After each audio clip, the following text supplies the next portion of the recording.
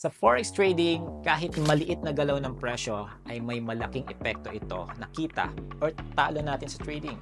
Ito ang tinatawag na pips. Ang pip or percentage in point ay ang pinakamaliit na pagbabago sa presyo ng isang currency pair. Halimbawa, kung ang Euro-USD ay nasa 1.0356 at tumaas ito ng 1.0357, ibig sabihin, meron tayong 1 pip na itinaas. Kaya kapag sinabi ng trader na umakyat ng 50 pips, ibig sabihin, tumaas ng 50 price movements. For example, sa Euro-USD, sabihin natin na nag-trade tayo ng Euro-USD at bumili tayo sa 1.0356, tapos tumaas ito sa 1.0406. Ilang pips ang itinaas?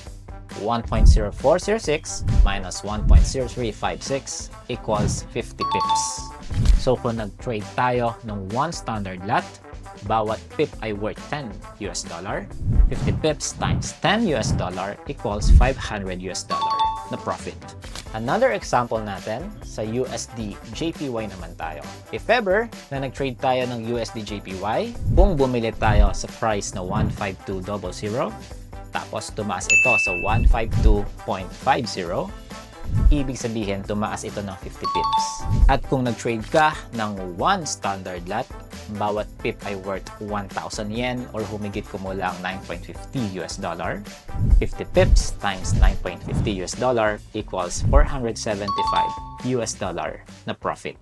Gusto mo bang makita ang pips sa ating trading platform na MetaTrader 4 or 5? Simple lang ang gagawin. Step 1, buksan ang Market Watch at hanapin ang currency pair. Step 2, sa Trade tab makikita mo kung ilang pips na ang gain or loss mo sa open trades mo. Mas maganda kung maging aware tayo sa pip movements bago tayo mag-execute ng trade.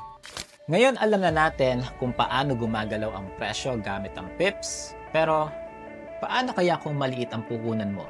Dito na papasok ang leverage. Sa Forex, pwede kang mag-trade ng malaking halaga gamit ang maliit na puhunan. Pero, meron itong malaking risk. Kaya sa susunod nating episode, pag-uusapan natin kung ano ang leverage at paano ito nakakatulong or worse, nakakasira sa trading natin. I-click ang link sa description para mapanood ang susunod na video. Ngayon alam mo na kung ano ang pips at paano ito gumagana sa Forex trading. Pero, gusto mo bang matuto pa ng libre? Sumali na sa aming free 3-day Forex Trading Bootcamp.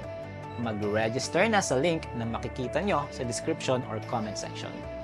See you there!